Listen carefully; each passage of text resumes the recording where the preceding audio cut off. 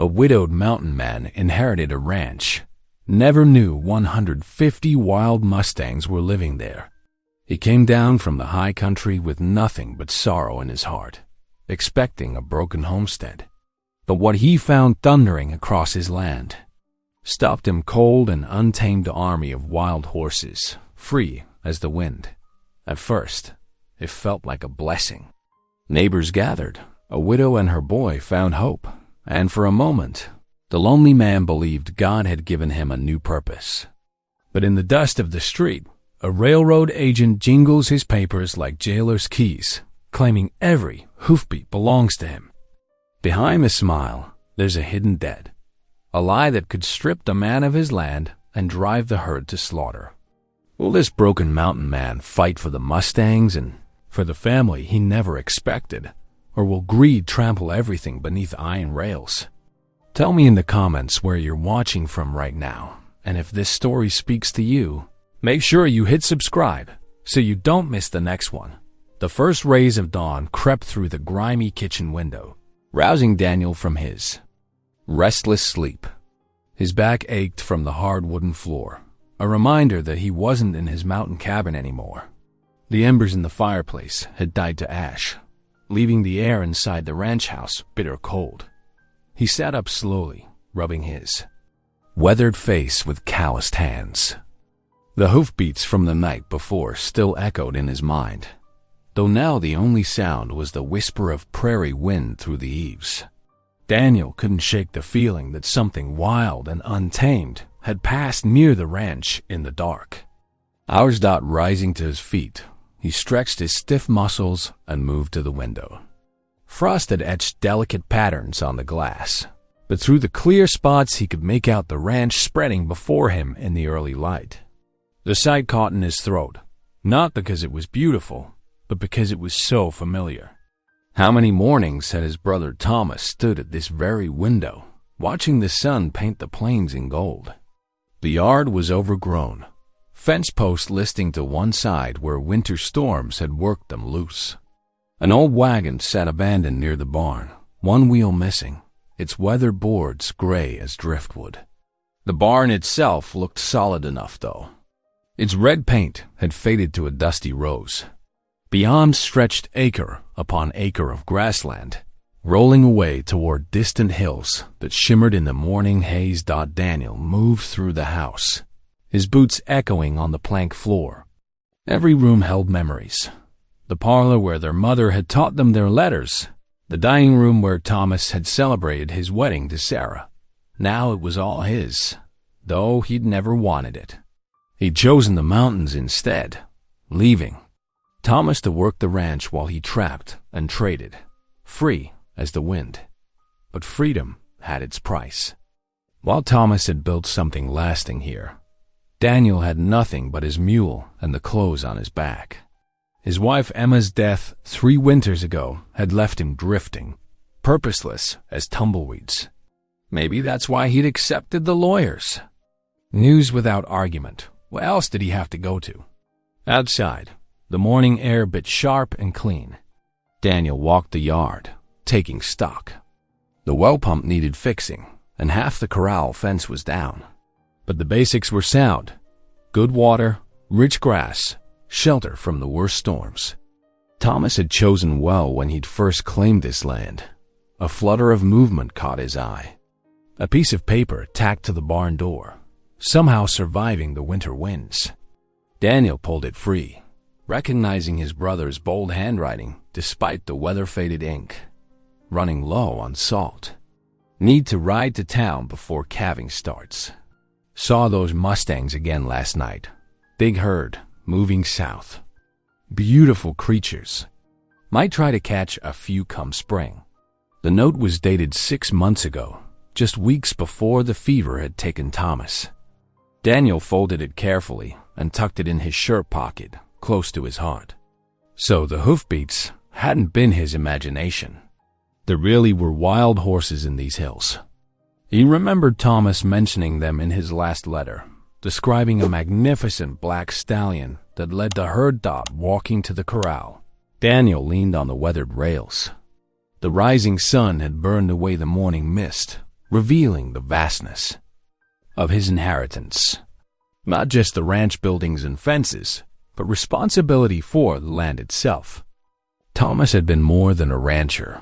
He'd been a steward of this piece of prairie, keeping it in balance between wild and tamed. Those mysterious hoofbeats in the night suddenly made more sense. This wasn't just cattle country. It was Mustang country, too. The wild horses had probably been using these grasslands since before any Boone had settled here. Daniel felt a stirring of interest, the first real emotion besides grief he'd felt in months. Perhaps there was more to this inheritance than just buildings and branded cattle. He straightened up, decision made. First, he'd repair the house and fences, get the ranch running again. But after that, he'd see about those Mustangs. Thomas had seen something special in them, something worth pursuing. Maybe understanding what his brother had valued would help Daniel find his own place here, help him transform from a lone mountain man into someone worthy of the Boone name and legacy. For now, though, there was work to be done. Daniel headed to the barn to check what tools his brother had left behind. The morning stretched ahead, full of tasks that couldn't wait. Yet as he worked, he found himself pausing now and then, scanning the distant hills, wondering when he might hear those thunder-like hoofbeats again. The eastern sky had barely begun to pale when Daniel stepped out onto the creaking porch, empty, bucket in hand. The morning air bit cold and sharp against his face. As he started toward the well, something caught his eye, a cloud of dust rising over the eastern pasture. Backlit by the rising sun, Daniel set down the bucket and strode to the barn, his boots crunching on frost-covered grass. Inside, his bay horse nickered a greeting. Within minutes, he had the animal saddled and was riding out across the open range, curiosity drawing him toward that distant dust cloud. The hoofbeats from last night still echoed in his memory as he urged his mount up the gentle slope of a ridge. At the crest, he pulled up short, his breath catching in his throat. Before him stretched a living sea of horses, wild Mustangs flowing across the grassland like water. Their coats gleamed in the morning light, bay, black, chestnut, and paint. Some grazed peacefully, while others trotted in small bands, manes and tails flowing like banners. Daniel counted quickly, at least 150 strong. The sight stirred something deep in his chest, something he hadn't felt since Emma died. A massive black stallion stood apart from the others, head high and proud as he watched over his herd. The horse's muscles rippled beneath his gleaming coat as he paced, nostrils flaring at Daniel's scent on the wind. This had to be the stallion Thomas wrote about. "So you're real after all," Daniel murmured.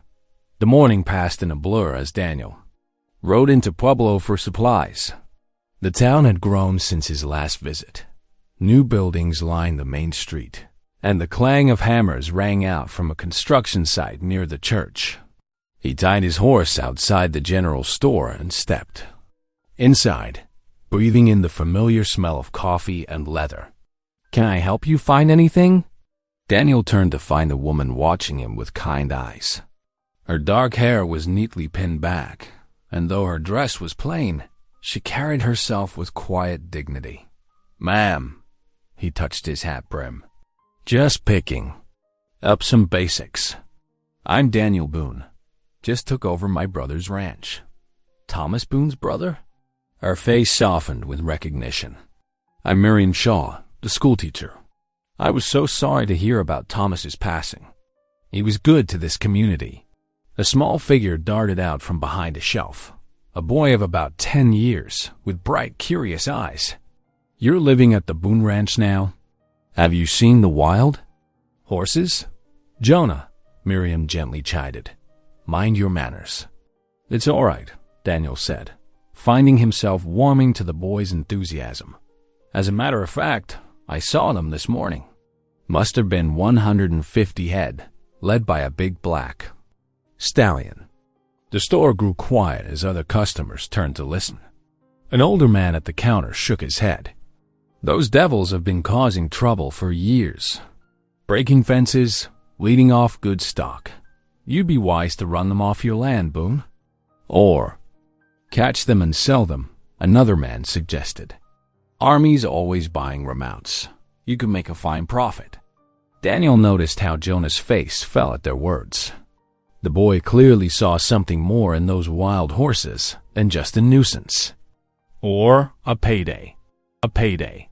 As he loaded his supplies into his saddlebags later, Miriam and Jonah approached again. "Mr. Boone," Miriam said, "if you need any help getting settled, please don't hesitate to ask. The community looks after its own here. Much obliged, ma'am." Daniel tipped his hat, then turned to Jonah. "Say, boy, would you like to see something special? I've got an old Mustang-trained saddle tree back at the ranch." Jonah's whole face lit up. "Could I really?" With Miriam's permission, Daniel lifted the boy onto his horse, and they rode a short distance to the ranch. In the barn, Daniel showed him the specially designed saddle tree his brother had used for breaking Mustangs. Jonah ran his hands over the worn leather reverently. "Do you think you'll catch any of them, Mr. Boone?" Daniel looked out the barn door, where the evening sun painted the prairie gold. In the distance, he could see the Mustang herd running free, their hooves drumming a thunder song across the plains. The sight stirred something in him, not the profit the townsman saw, but something deeper. These weren't just wild horses. They were his brother's legacy, a trust passed down along with the ranch itself. "We'll see, son," he said quietly. "We'll see." The morning sun beat down as Daniel rode the fence line, his horse's hooves kicking up dust from the dry earth. Every few yards brought fresh disappointment. Broken posts leaned at tired angles. Wire sagged between stays. The winter had not been kind to Thomas's ranch. He dismounted to examine a particularly damaged section, running his calloused hand along splintered wood. "Gonna need more than a few nails to fix this mess," he muttered.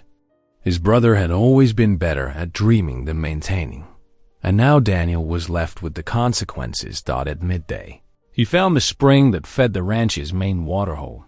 The wooden troughs around it were cracked and weathered, water seeping into the thirsty ground. But what caught his eye were the countless hoofprints in the mud, clear signs that the Mustang herd frequented this spot.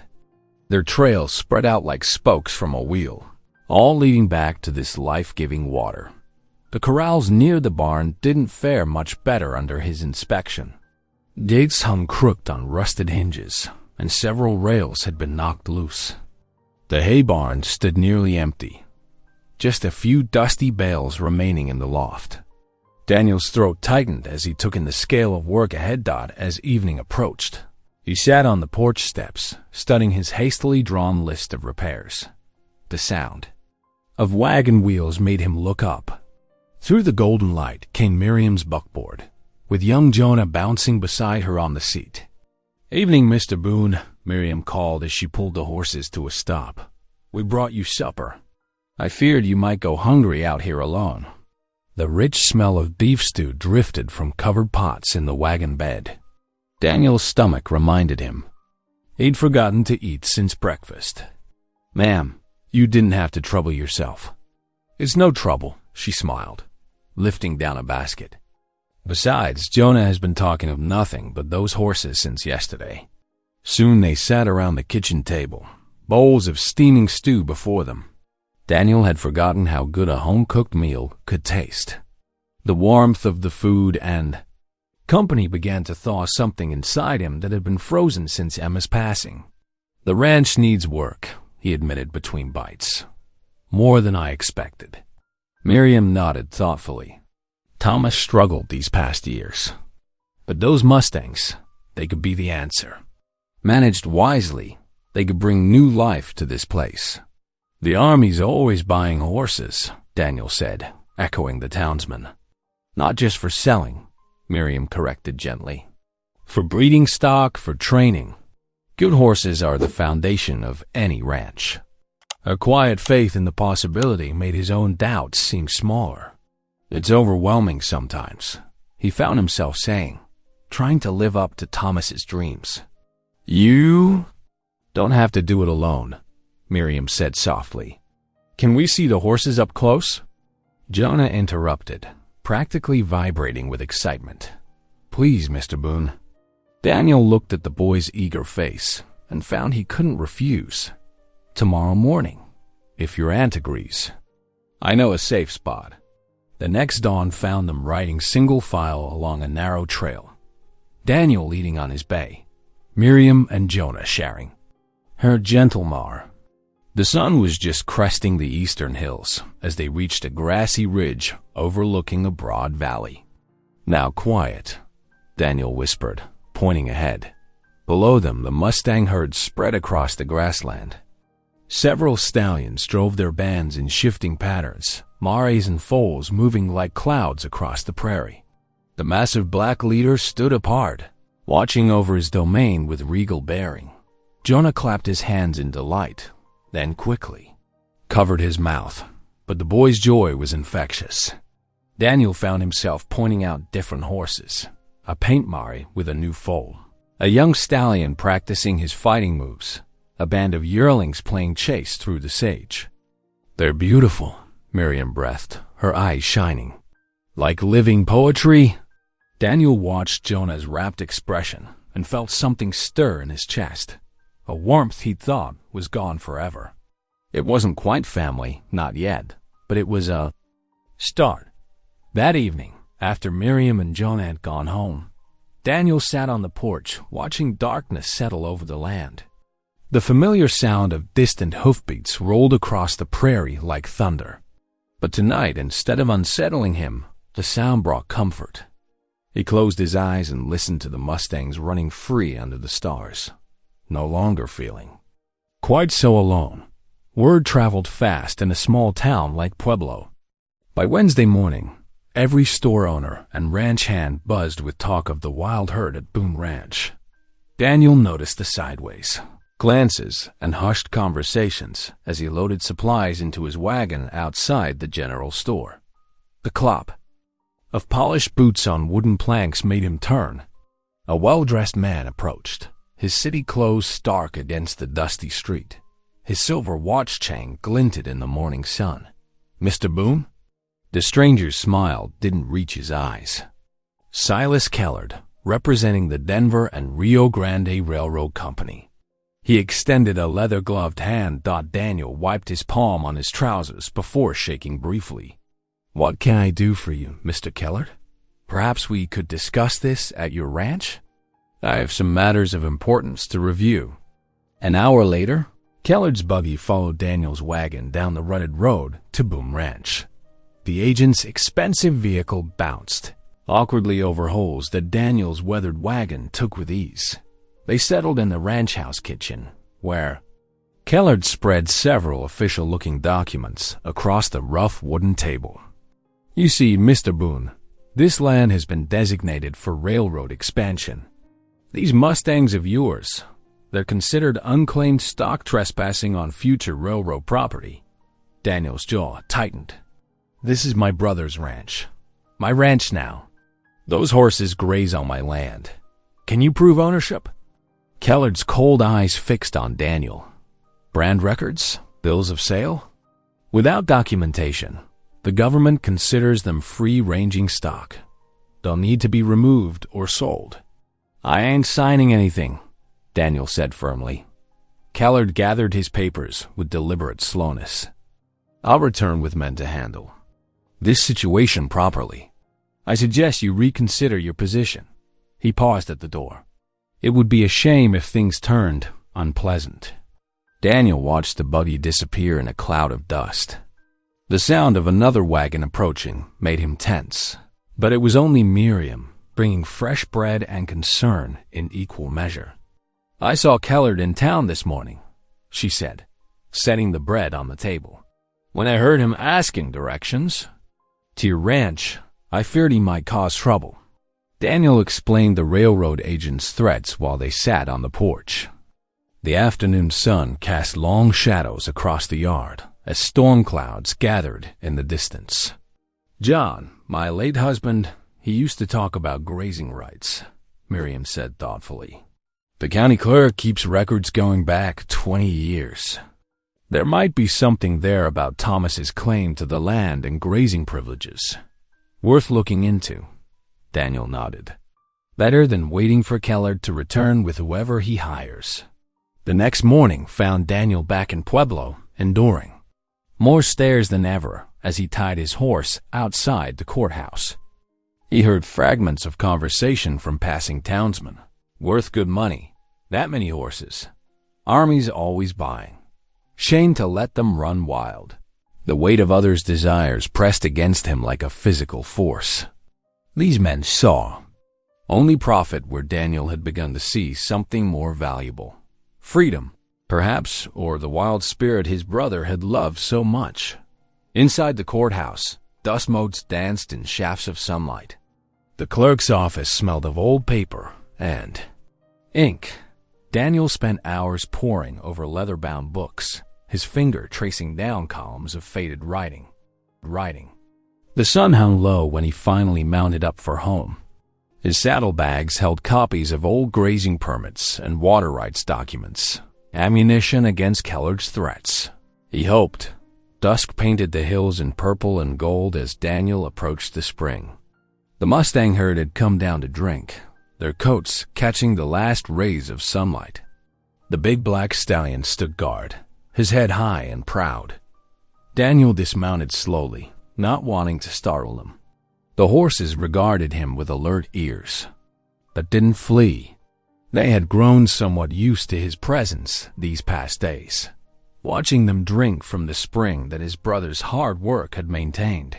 Daniel felt the rightness of defending them settle in his bones. These weren't just unclaimed animals to be sold off to the highest bidder. They were part of the land itself, as much as the grass and the sky and the spring-fed streams. I won't let him take you, he murmured, though the horses were too far to hear. It was a promise to himself as much as to them. A promise to Thomas's memory, to the wild spirit of the land that had drawn both brothers west in the first place. The black stallion raised his head, water dripping from his muzzle. For a moment, his eyes seemed to meet Daniel's across the distance. Then he wheeled away, leading his band back to the hills as night began to fall. The courthouse steps creaked under Daniel's boots as he climbed to the second floor. Morning light filtered through tall windows, catching dust motes that swirled in the air. The county clerk's office smelled of old paper and ink. "Morning," Daniel said, approaching the desk where a thin man with wire-rimmed spectacles worked. "I need to discuss some property matters." The clerk looked up, adjusting his glasses. "Of course. How can I help you?" Daniel laid out Thomas's will and the ranch deed. "I inherited Boone Ranch from my brother. Need to verify the extent of the property and grazing rights." The clerk's fingers traced yellowed pages and massive leather-bound books. "Ah, yes, the Boone property." He pulled out maps and more documents. "Your brother's ranch spans 3 valleys and includes 4 natural springs. The original deed shows grazing rights across all of it." Hope flickered in Daniel's chest as he studied the documents. The land was bigger than he'd realized, with plenty of space for the Mustang herd. "Mind if I get copies of these?" Daniel asked. "Certainly." The clerk began carefully transcribing the relevant portions. "That's good grazing land out there. Plenty for a sizable herd." Daniel left with the papers tucked safely in his coat, his mind already forming plans. A proper roundup would prove he could manage the herd. But he'd need help.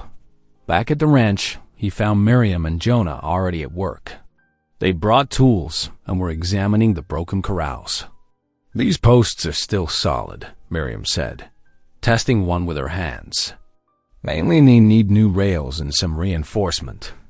Jonah darted between the posts, holding up pieces of old wood. "Look what I found, Uncle Daniel. We can use these to patch the holes." Daniel smiled at the boy's enthusiasm. "That's good thinking. Jonah, we'll need strong corrals for the roundup." Miriam looked up, brushing hair from her face. "A roundup?"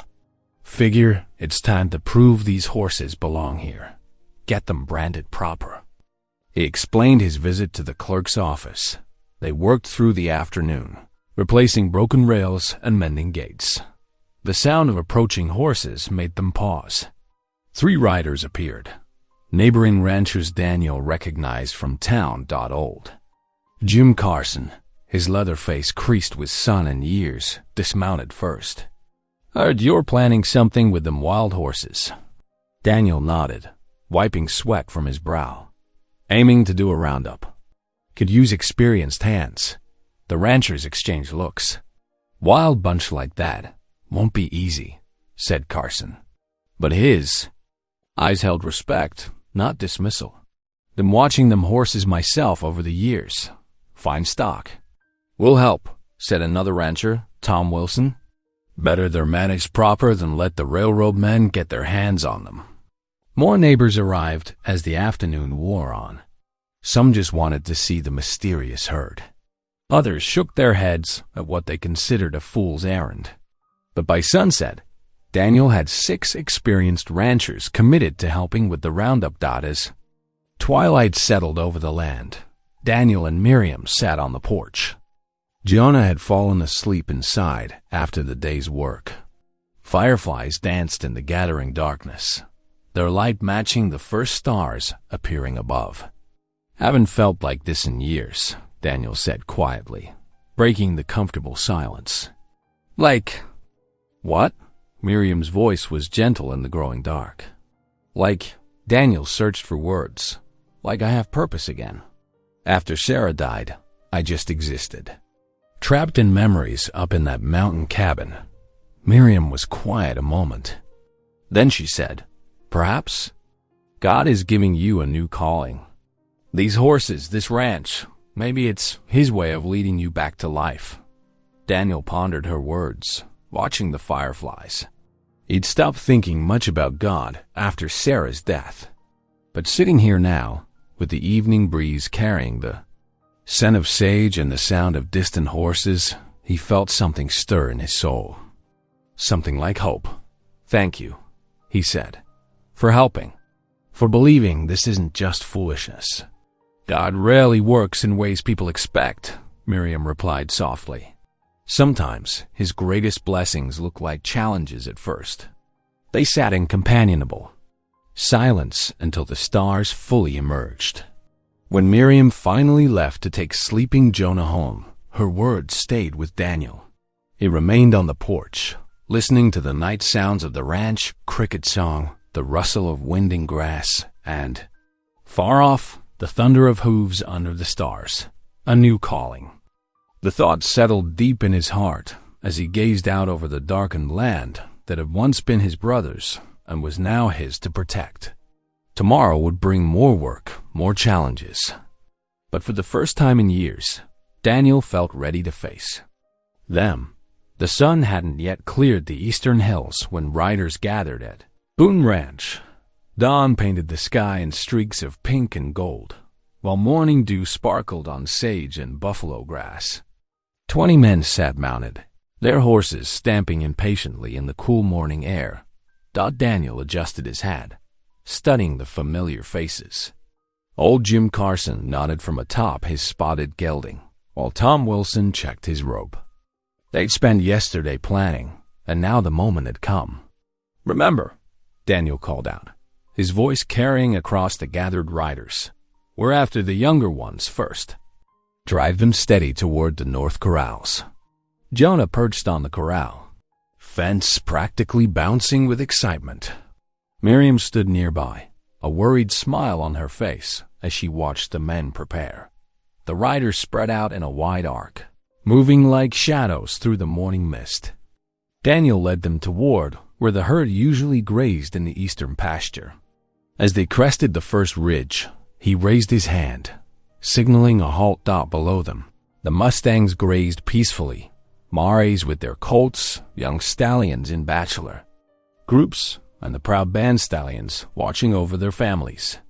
The rising sun caught their coats, bays, blacks, sorrels, and pintos, turning them to living bronze. Daniel gave the signal. The riders moved forward, starting slow to avoid, spooking the herd. But soon Amari caught their scent. She threw up her head, nostrils flaring. The stallions trumpeted their alarm, and suddenly the valley erupted in thunder. Hundreds of hooves pounded the earth as the Mustangs began to run. Dust rose in great clouds, turning the morning golden. The riders pressed in from three sides, guiding the herd toward the waiting corrals. "Keep them together," Daniel shouted above the din. His own horse, sure-footed and steady, moved like water beneath him. A powerful bay stallion led a break from the main herd, taking a dozen horses with him. Daniel spurred after them, his rope spinning above his head. The stallion was magnificent, muscled like a warhorse, with a flowing black mane and tail. Their eyes met for a brief moment before Daniel's loop settled perfect around that proud neck. The battle that followed drew cheers from the other riders. The stallion fought like a whirlwind, but Daniel's skill proved greater. Gradually, he brought the bay under control, and the other horses were driven back to the main herd. Dust choked the air as the Mustangs thundered into the corral system. Gates swung shut behind them, and men whooped in triumph. When the dust settled, they'd penned 50 horses, mostly younger ones, ideal for training. Jonah's eyes were wide as saucers. "That was amazing, Uncle Daniel. The way you caught that bay stallion." Daniel smiled, wiping sweat and dust from his face. "Thank you for staying put like I asked. It was dangerous work." By midday, they began the branding. Daniel had chosen a simple mark, a running horse inside a circle. Each sizzling brand declared these Mustangs officially belonged to Boone Ranch. The colts proved easier to handle than expected, as if sensing they were in firm but fair hands. Evening found them all exhausted but proud. As men began heading home, Daniel noticed old Pete Matthews watching the pen horses. Pete had lost his leg in the war, and Daniel had seen how he struggled with his farm work. "Pete," Daniel called, leading out a gentle gelding they'd caught. "This one's yours if you want him. He's got a smooth gait, won't trouble your leg none." Pete's weathered face showed disbelief, then gratitude. I'm much obliged, Daniel." Truly, Daniel wasn't finished. He'd noticed widow Sarah Jensen watching from the sidelines all day. Her husband's death had left her struggling to work their small ranch alone. "Mrs. Jensen," he said, bringing forward a sturdy bay Mari. "This one would make a fine workhorse. She's yours, if you'll have her." Tears welled in the widow's eyes. "Mr. Boone, I don't know what to say. No need to say anything. Just put her to good use." As darkness fell, those who remained gathered around a campfire. The talk was all about the day's success, how the Mustangs would bring new life to the valley. Daniel noticed how differently they spoke of the horses. Now, not as nuisances, but as valuable resources that could help the whole community. Miriam sat beside him, passing him a cup of coffee. Her smile held pride and something warmer that made his heart beat faster. "You've done a good thing today," she said softly. "Not just with the roundup, but with Pete and Mrs. Jensen too." Daniel watched the firelight dance across her face. The peace he felt in this moment was something he hadn't known since Sarah died. Surrounded by good neighbors, the satisfaction of work well done, and the presence of someone who understood what it all meant. A week passed like a dream at Boone Ranch. The morning sun cast long shadows across the yard as neighbors began arriving for Sunday gathering. Women in their best calico dresses carried covered dishes, while men in press shirts led their families toward the tables. Daniel and Miriam had sat beneath the cottonwoods. The newly branded horses grazed in the nearest pasture, their coats gleaming in the sunlight. Daniel had spent days choosing the gentlest ones for today's rides. He watched from the porch as Miriam arranged fresh-baked bread and pies, her hair catching golden highlights in the morning light. "Looks like half the county's coming," he said, adjusting his clean shirt collar. Miriam smiled. "Word spread about what you're doing here. People want to be part of it." Preacher Roberts arrived in his buggy, his Bible tucked under one arm. The elderly man's eyes crinkled with joy at the sight of so many gathered. "Brother Boone," he called out, "the Lord surely smiles on this day." By mid-morning, 30 people filled the ranch yard. Children chased each other while their parents visited, sharing news and laughter. The aroma of coffee and fresh bread mingled with the sweet sage air. Preacher Roberts raised his hands for silence. "Let us gather to bless these creatures God has provided." Everyone moved toward the corral where the gentled horses stood. Daniel let out a beautiful paint mar, her coat dappled like autumn leaves. The preacher's voice carried across the yard. "Lord, we thank you for these magnificent animals, a sign of your abundance. Bless them and this land, that they might serve your children and bring prosperity to this valley. Amen." "Amen," the crowd echoed. Soon the air filled with hymns. Amazing Grace floated across the pasture, followed by Sweet Hour of Prayer. Even the horses seemed to quiet, listening to the harmony of voices. "Can I ride now, Uncle Daniel?"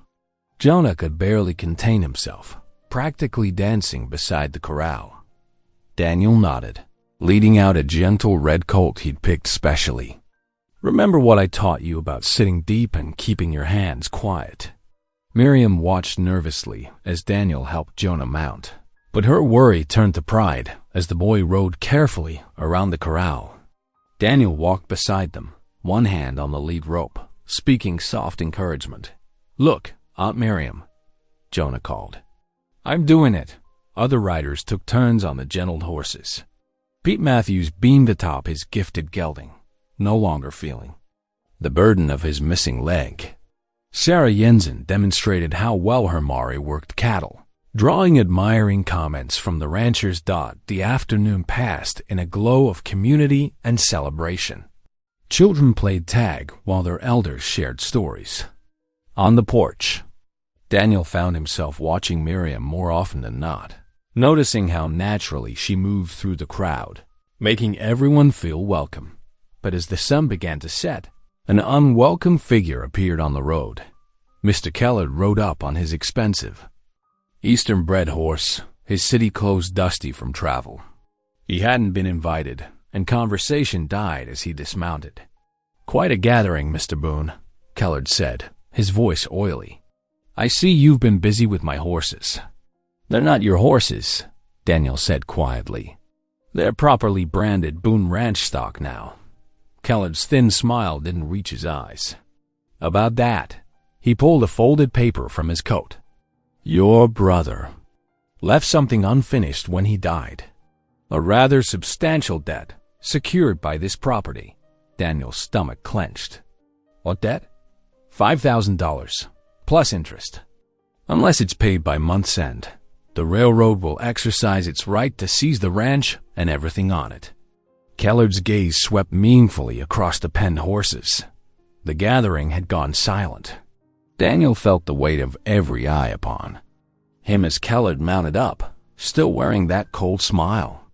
"Good evening, ladies and gentlemen," Keller called out. "Enjoy these final weeks at Boone Ranch."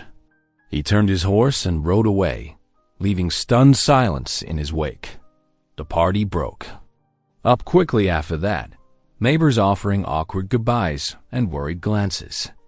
Soon only Miriam and Jonah remained, helping to clear away the dishes in the fading light. After sending Jonah to feed the chickens, Miriam found Daniel sitting alone on the porch steps. The first stars were appearing in the darkening sky. $5,000, Daniel said hoarsely. "Might as well be 50,000. I haven't got a tenth of that." Miriam sat beside him, her skirts rustling. Without hesitation, she placed her hand over his rough one. "The Lord hasn't brought you this far to abandon you now," she whispered. "Providence works in ways we can't always see." Daniel stared at their joined hands, feeling the warmth of her touch against the cool evening air. He wanted to believe her, but the weight of Keller's threat pressed down like a mountain on his shoulders. Daniel lay in his bed, watching moonlight crawl across the cabin's wooden walls. Sleep refused to come. Every time he closed his eyes, he saw Kellard smirking, face in that damning paper. The dead note seemed to poison even the sweet evening air that drifted through his window dot. As the first hint of dawn touched the eastern sky, he gave up trying to rest. He saddled his horse before the sun had cleared the mountains, the leather creaking in the stillness. The morning air held a bite that matched his mood. Pueblo was just stirring when he arrived. Shopkeepers sweeping their boardwalks, the smell of fresh bread wafting from the bakery. Daniel tied his horse outside the bank and waited, watching the minute hand on the town clock crawl toward opening time. Finally, the young clerk unlocked the heavy door. "Mr. Boone, you're here early. Need to see some papers," Daniel said, following him inside. The bank smelled of ink and dusty ledgers. "About my brother's death." The clerk nodded, disappearing into a back room. Daniel stood in the quiet bank, his boots leaving dust on the polished floor. Minutes stretched like hours before the clerk returned with a leather folder. "Here we are." He laid out several documents, pointing with an ink-stained finger. "Your brother took out the loan 3 years ago. $5,000 against the ranch as collateral." Daniel's throat tightened as he saw his brother's familiar scrawl at the bottom. The signature was unmistakable, the same way James had always made his J's loop just so. "There were several dry years," the clerk added softly.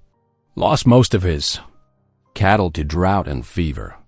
Memory struck Daniel like a physical blow. James's letters had grown shorter, more worried. "Cattle prices down again," he'd written. "Feeds dear this winter." Daniel had offered to help, but James had too much pride to accept. The ride back to the ranch passed in a blur. Daniel's mind churned with calculations. $5,000. He could sell every horse he owned, work 3 jobs, and still not raise that much in time. He found Miriam in the kitchen, kneading bread dough. One look at his face told her everything. "The debt is real?" she asked quietly. Daniel sank into a chair, suddenly bone-weary. "Real as sin. James mortgaged everything trying to keep the ranch alive." Miriam wiped her hands on her apron and sat across from him. "There might be a way," she said carefully. "The Mustangs, if we sold some of the trained ones. And what then?" Daniel's voice came out harsher than he meant. "Sell a few now, a few more later, until the whole herd scattered." "That's exactly what Kellard wants." "I know it hurts," Miriam said softly, but James was trying his best with what he had. A floorboard creaked, and they turned to see Jonah in the doorway, his young face troubled. "Uncle Daniel? When we did the roundup, everybody helped, didn't they?" Daniel nodded, not trusting his voice. "Well," Jonah scuffed his boot on the floor. "Couldn't everybody help again? Like a barn raising, but for money instead." Miriam's eyes lit up, but Daniel shook his head. "Can't ask folks to shoulder my brother's burden. Why not?" Miriam challenged, gently. "Isn't that what community means? What the good book teaches about bearing one another's loads?" Evening found Daniel alone at the kitchen table, James's old Bible open before him. The leather was worn smooth where his brother's hands had held it. Lamplight caught the gold letters on the spine, still bright after all these years. "Lord," Daniel whispered, his voice rough in the quiet room, "I don't know what to do. This land, these horses, I believe you led them here. But now," he traced the Bible's pages with calloused fingers, "I need wisdom. Show me the path." Outside, a night bird called. Wind rustled through the cottonwoods, and somewhere in the darkness, he heard the distant thunder of hooves, the Mustangs running free under the stars. The sound that had once unsettled him now felt like music, like possibility. Daniel bowed, his head over the Bible, and for the first time in years, really prayed. Not just words thrown at heaven, but the deep, honest prayer of a man at the end of his strength. The lamp flickered, Shadows danced on the walls, and still he prayed, seeking guidance in the growing dark. Over the next 3 days, Daniel rode from farm to farm, asking neighbors to gather at the ranch. His chest tightened each time he made the request, unused to asking for help. But Jonah's words about community kept echoing in his mind. By Wednesday evening, the ranch yard filled with wagons and riders. Families settled onto hay bales and upturned buckets, their faces curious in the fading light. Daniel stood before them, hat in hand, his voice rough with emotion as he explained the debt threatening both ranch and Mustangs. "Ain't right, old," Pete Miller called out. "Them horses changed everything for us." He gestured to his son Tommy, who sat tall on one of Daniel's gifted geldings. The boy's twisted leg had once kept him from riding, but the gentle Mustang gave him freedom. "That horse there's worth more than money." Sarah Wilson, a widow with 3 young children, stepped forward. "The mar Mr. Boone gave us pulls our plow now. We'd have lost our corn crop without her." Her eyes shone with gratitude. "Whatever we can spare, it's yours." One by one, families shared how the Mustangs had eased their burdens. Jim Cooper's draft horse had died last winter, leaving him unable to haul timber. A Boone Ranch Mustang now pulled his wagon. Mary Peterson's children could finally ride to school instead of walking 5 miles. Their stories kindled hope in others. Farmers offered portions of their harvest. Ranchers promised calves from spring breeding. The mercantile owner pledged store credit. Even the preacher announced a special collection. Daniel watched in amazement as Miriam recorded each offer in her neat schoolteacher's hand.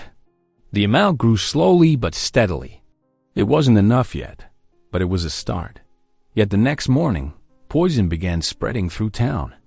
Daniel heard whispers as he passed the saloon. Men gathered in clusters, eyeing him suspiciously. "Heard he forged them papers," one man muttered. "Them ain't his horses at all." "Government owns wild horses," another added. "He's stealing from Uncle Sam himself." Daniel recognized Kellard's hand in the rumors. The railroad agent had been busy, planting seeds of doubt in fertile soil. By noon, former supporters crossed the street to avoid him. The bank clerk who had shown him the debt papers now claimed they needed further verification. That evening, Miriam arrived at the ranch, her face flushed with purpose. "I visited the Ute agency today," she said, following Daniel into the barn where he was mending tack. Elder Tahoma remembers these lands from before the treaties. Daniel paused in his work. "The elder spoke with you?"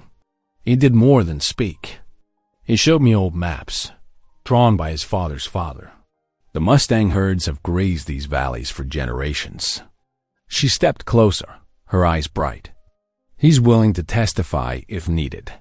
The horse's presence here predates any railroad claim." Daniel set down his tools, struck by her initiative. "That was brave, going out there alone." "Not brave," Miriam said, softly, "just following where the Lord led." She smoothed her skirt, looking down. "I've been praying, you see, for someone strong enough to stand for what's right, but gentle enough to see beauty in wild things." Her cheeks colored slightly. "Then you came." The air between them grew thick with unspoken words.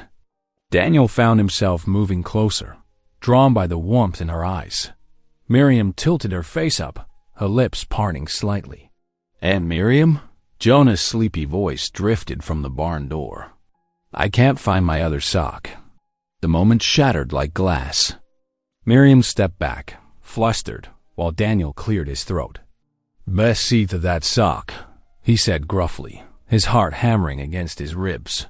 Miriam nodded, not quite meeting his eyes. "Yes, we should." She hurried toward the door, then paused. "Daniel?" "Yes? Don't lose heart. God didn't bring these horses here just to abandon them now." With that, she slipped out into the gathering dusk, leaving Daniel alone with the suite. scent of her soap lingering in the hay-scented air. He touched the rough leather of the bridle he'd been mending, thinking of all that had happened. The town's division hurt, but the support from those the horses had helped gave him courage. And Miriam's faith, her willingness to seek truth from the Ute elder, stirred something deep in his soul. Outside, he heard Jonah's laughter mix with Miriam's gentle scolding about wandering socks. The sound wrapped around him like a warm blanket, chasing away the chill of Kellard's rumors. Whatever came next, he wasn't facing it alone anymore. The morning sun had barely touched the eastern hills when Daniel spotted the dust cloud. Through his spyglass, he counted 6 riders heading straight for the Mustang herd. His heart sank as he recognized Kellard's dark coat at the lead. Daniel's hand shook as he loaded his rifle. His wife Sarah's voice echoed in his memory. "Violence breeds nothing but sorrow, Daniel." But these were desperate times. He mounted his horse and rode hard toward the spring where the Mustangs gathered. Kellard's men had already scattered the outer edges of the herd, whooping and firing shots into the air. Panic spread through the horses like wildfire. Mares and foals bolted, while stallions wheeled and screamed. "That's far enough," Daniel's voice carried across the valley. He positioned himself between the raiders and the main herd, rifle raised, but pointed skyward. Kellard reined his horse to a stop, a cold smile playing across his face. "Come now, Boone. These are unclaimed animals on soon-to-be railroad land. We're simply clearing the way for progress." "They're branded stock," Daniel said, fighting to keep his voice steady. "You've seen the marks yourself. A few brands don't claim a whole herd." Kellard nodded to his men. "Keep pushing them east, boys." Daniel lowered his rifle, aiming at the ground before Kellard's horse. "Next shot won't be a warning." The hired guns hesitated, hands hovering near their holsters. Time stretched like pulled taffy, the only sound the nervous shuffling of horses and the cry of a distant hawk. Then came the thunder of hooves, not from the Mustangs, but from the west. Daniel's heart leaped as he recognized Pete Miller's paint horse in the lead. Behind him rode at least 15 neighbors, some carrying rifles, others simply showing their numbers. "Everything all right here, Daniel?" Pete called out, though his stern gaze was fixed on Kellard. Kellard's face darkened as he counted the new arrivals. His men drew closer, suddenly uncertain. "Just leaving?" Kellard spat. "But mark my words, Boone, when the law comes down on you, all these noble neighbors won't mean a thing." He wheeled his horse around. "You'll lose everything." Daniel kept his rifle ready until Kellard and his men disappeared over the ridge. Only then did his hands begin to tremble. He'd come so close to pulling that trigger. "You did right," Pete said, riding up beside him. "But maybe send word quicker next time."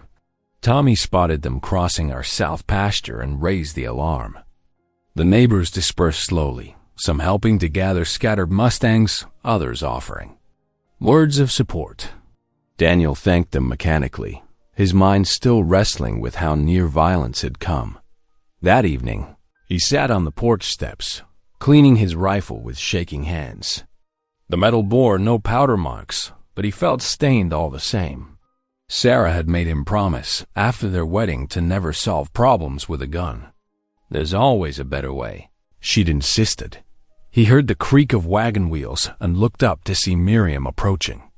She took one look at his face and knew. "Jonah's at the Millers," she said, settling beside him on the steps. "I heard what happened today." Daniel set the rifle aside. "I almost shot a man, Miriam, over horses." "Over justice," she corrected gently. "Over doing what's right. But you didn't pull that trigger, Daniel. That's what matters." Sarah, my wife, she always said violence was the weak man's answer. He stared at his hands. "I feel like I failed her today." Miriam was quiet for a moment. "True courage isn't in the gun," she said finally. "It's in standing firm for what you believe, even when others try to push you down, and finding a better way." Her words sank deep into his troubled heart. What? That away? Kellard won't stop. Then we fight him with truth. With law. She touched his arm lightly. Write to Judge Harrison in Pueblo. He's a fair man. Request a proper hearing about the herd and the debt. Daniel nodded slowly, hope kindling. I could ride in tomorrow. I'll take it. Jonah burst out from behind the wagon, making them both jump. He'd apparently returned without their notice. Please, Uncle Daniel, I can ride fast as anyone. Despite his heavy heart, Daniel couldn't help but smile at the boy's enthusiasm. This needs to come from me, Jonah, but I'd welcome company to the fence line tomorrow morning. Jonah's face lit up, and Miriam squeezed Daniel's arm in approval. That night, by lamplight, Daniel wrote his letter to the judge. He chose his words carefully, laying out the truth about the Mustangs, the community they'd helped, and Kellard's threats. When he finished, he read it to Miriam, who nodded in satisfaction. This is the way, she said softly. Not with bullets, but with honest words and faith. Daniel folded the letter carefully.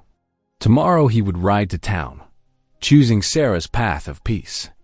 The rifle would stay home, cleaned but unused, just as she would have wanted. Dawn painted the eastern sky in pale gold as Daniel hitched the wagon. Jonah bounced on his toes nearby, practically vibrating with excitement despite the early hour. The boy had arrived before sunrise, determined not to be left behind. Mind those reins now, Daniel cautioned as Jonah scrambled up onto the wagon seat. And stay close when we reach town. Yes, sir. Jonah beamed, clutching the envelope containing their petition to Judge Harrison. He'd insisted on being its guardian for the journey. They set out as the sun crested the hills, the wagon's wheels creaking a steady rhythm on the dusty road. Daniel noticed dark clouds gathering in the west, but hoped they'd complete their business. Before any weather hit in Pueblo, the courthouse stood tall and imposing, its red brick walls a stark contrast to the wooden buildings surrounding it. Jonah's eyes went wide as they climbed the broad steps, his small boots echoing on the polished floor inside. Judge Harrison's clerk, a thin man with wire-rimmed spectacles, reviewed their petition with careful deliberation. The judge can hear this case next week, he announced finally. Wednesday morning, 10 o'clock sharp. Relief flooded through Daniel. A week wasn't long to wait for justice. But as they stepped outside, the western sky had turned an ominous green-black. Thunder rolled across the plains, and the wind picked up, whipping dust through the streets. We'd best hurry, Daniel said, helping Jonah into the wagon. They weren't 2 miles out of town when the storm hit with sudden fury. Rain fell in sheets, turning the road into a river of mud. Lightning split the sky, followed by deafening thunder that made their horses dance nervously. Daniel could barely see 20 feet ahead through the downpour. At the first creek crossing, the usually placid stream had become a torrent. Daniel carefully guided the team through, water splashing over the wagon bed. Jonah gripped the seat, his face pale but determined. The second crossing proved more treacherous. Halfway across, the current caught the wagon wheels. The whole rig lurched sideways, throwing Jonah off balance. Daniel's heart stopped as the boy pitched toward the churning water. Jonah! His hand shot out, catching Jonah's collar just as the boy slipped from the seat. With desperate strength, Daniel hauled him back, clutching him close while steadying the panicked horses. I've got you, son, he said hoarsely, his heart hammering. I've got you. They reached the ranch looking like drowned rats, their clothes plastered to their skin. Miriam ran out to meet them, her face etched with worry. Thank the Lord you're back. I've been praying since the storm broke. She wrapped Jonah in a quilt, but Daniel noticed the boy's shoulders shaking with more than cold. A harsh cough racked his small frame. Let's get him warm, Miriam said, leading them inside. She stoked the fire while Daniel carried in armloads of dry wood. Together they helped Jonah into dry clothes and settled him near the hearth with hot tea. But as evening fell, Jonah's cough grew worse. Each harsh bark sent daggers through Daniel's heart, memories of Sarah's final illness rising like ghosts. He'd watched helplessly, then his fever took her, despite the doctor's best efforts. "Please, God," he whispered, pacing near Jonah's bed. "Not again. Please, not again." Miriam sat beside Jonah, wiping his forehead with a cool cloth. Her quiet hymns filled the room as rain drummed against the windows. Daniel knelt beside the bed, taking Jonah's small hand in his. "Lord," he prayed aloud, his voice rough with emotion, "protect this boy. He's innocent and good, and he needs more time in this world. More sunrises to watch, more horses to ride." His voice broke, more love to give. Through the long night, they kept vigil together. Miriam brewed willowbark tea, while Daniel told quiet stories about Mustang foals to distract Jonah between coughing spells. Somewhere near midnight, the boy finally drifted into fitful sleep. As false dawn touched the windows, Jonah's breathing eased. His cough softened, becoming less frequent. Color returned to his cheeks as true morning light filled the room. Miriam touched Jonah's forehead, then pressed a hand to her mouth. Tears spilled down her cheeks as she turned to Daniel. "The fever's broken," she whispered. Daniel sagged with relief, his own eyes burning. Miriam reached for his hand, squeezing it tightly. The touch anchored him, warm and real and full of unspoken feeling. "Thank you," she said softly, "for protecting him, for being here." Daniel met her gaze, seeing in it all the fear and gratitude and tenderness she couldn't voice. He gently squeezed her hand in return, his heart too full for words. Together, they watched Jonah sleep peacefully, their hands still linked. As morning light painted the room in hope's own colors, the courthouse hearing loomed closer with each passing day. Daniel watched from his porch as another wagon rolled up the dusty ranch road, bringing more neighbors ready to testify. The sound of hoofbeats in the distance reminded him what they were fighting for. Inside the ranch house, Miriam spread papers across the kitchen table, organizing statements and documents. Her quiet determination gave him strength. "We have 15 witnesses now," she said, looking up with hope in her eyes. But in town, Kellett worked like a spider spinning webs. Daniel heard whispers of money changing hands, of promises made in shadowy corners. The banker, who had once been friendly, now turned cold eyes when Daniel passed. "The debt terms have been adjusted," the banker announced one afternoon, sliding papers across his desk. "Interest rates are increasing, effective immediately." Daniel's jaw tightened as he studied the new figures. "This isn't legal. I assure you, Mr. Boone, everything is quite proper." The banker wouldn't meet his eyes. Outside the bank, Daniel paused to collect himself. A wagon rolled past, pulled by 2 familiar Mustangs he'd given to Widow Carson. She waved, then called out, "I'll be there Wednesday, Daniel. Those horses saved my farm. Time I returned the favor." More allies emerged daily. Veterans who'd received horses came forward, speaking of how the Mustangs had given them back their dignity. Daniel remembered Tom Fletcher, who lost his leg at Gettysburg, now running a delivery service with his sturdy gelding. Elder Tahoma arrived one morning, carrying rolled parchments yellowed with age. His presence commanded respect as he spread the treaty maps across Daniel's table. "These lands," he said, pointing to familiar valleys, "have known the thunder of free horses since before my grandfather's time. The people and the Mustangs, we share this story." Jonah took the riding out each morning, checking on the herd. He'd return by sunset, boots caked with dust, eyes bright with purpose. "The Bay Mare has a new foal," he'd announce, or "the stallions are keeping watch from the ridge." His reports became part of their daily rhythm.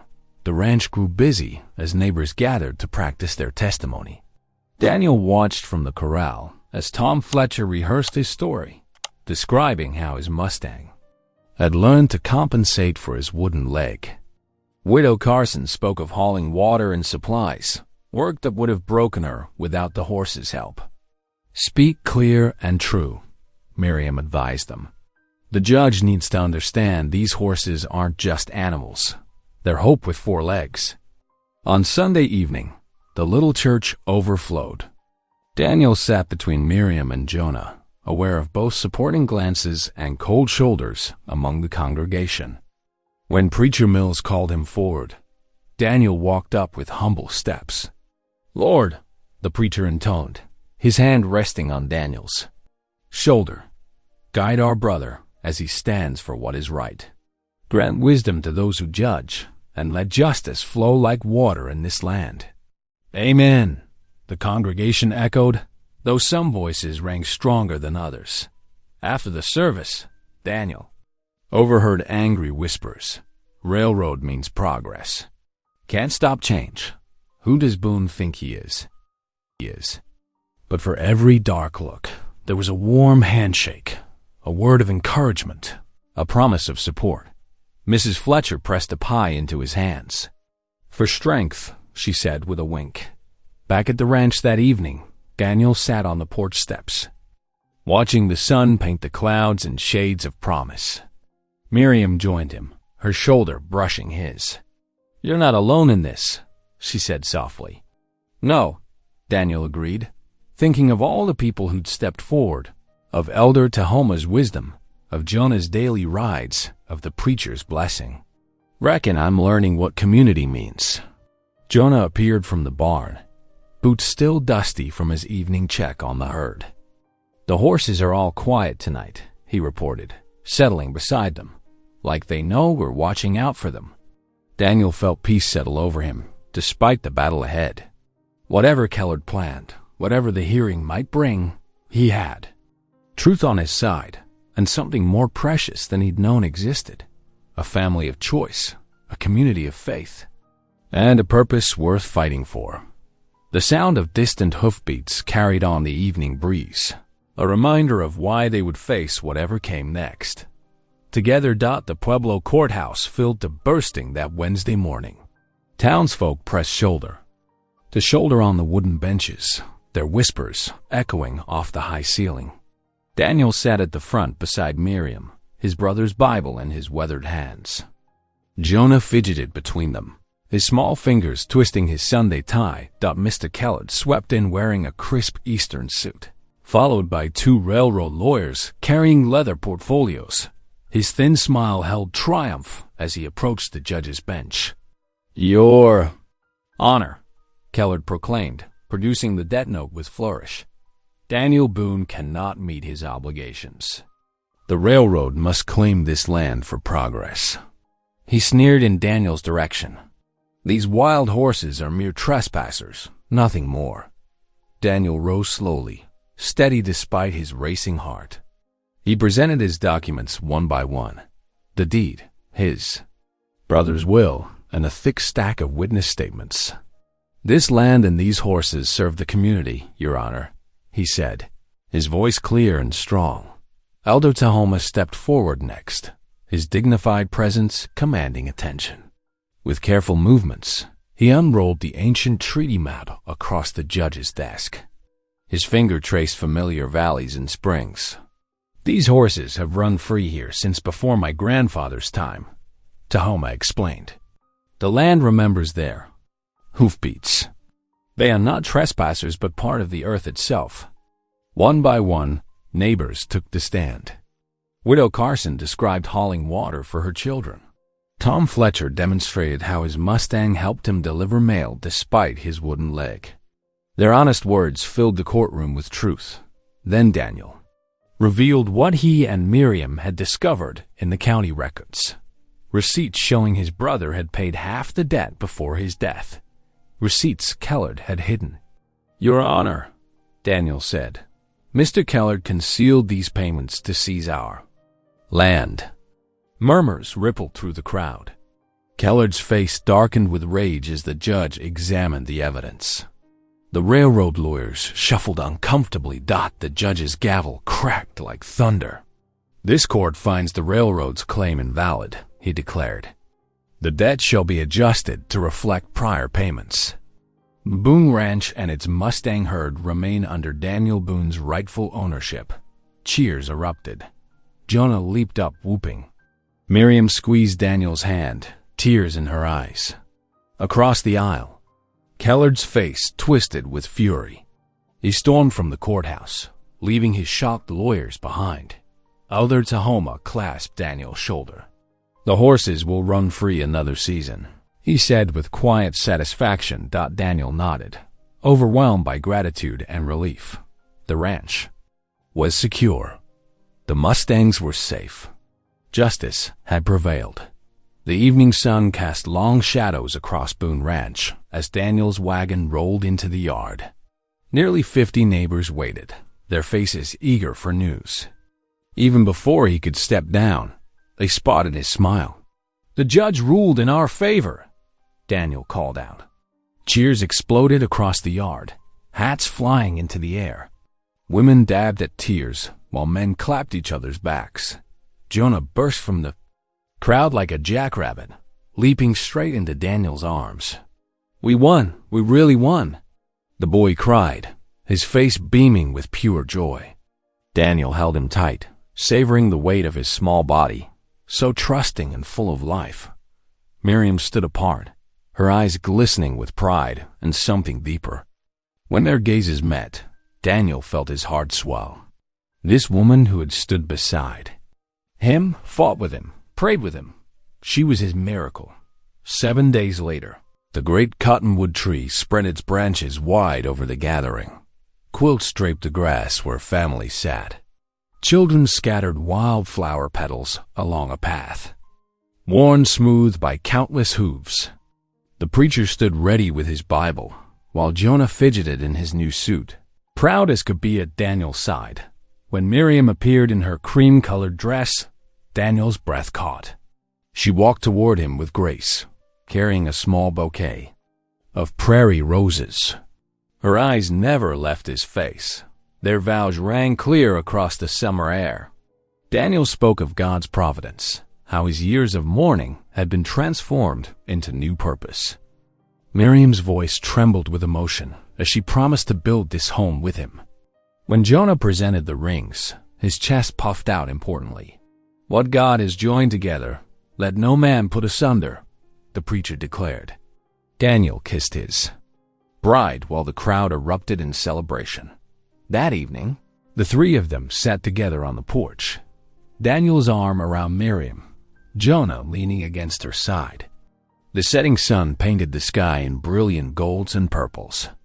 Across the plain, the Mustang herd moved like flowing water, their hooves creating that familiar thunder Daniel had first heard on his lonely night in the kitchen. "Listen," Miriam whispered. "They're singing us a wedding song," Jonah grinned. "Our very own herd." Daniel watched the horses run free, their manes catching the last rays of sunlight. His heart felt full to bursting.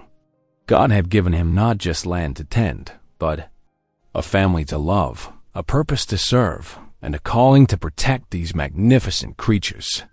At last, he was whole again. "Thank you, Lord," he murmured, holding his new family close as the evening star appeared above the plains.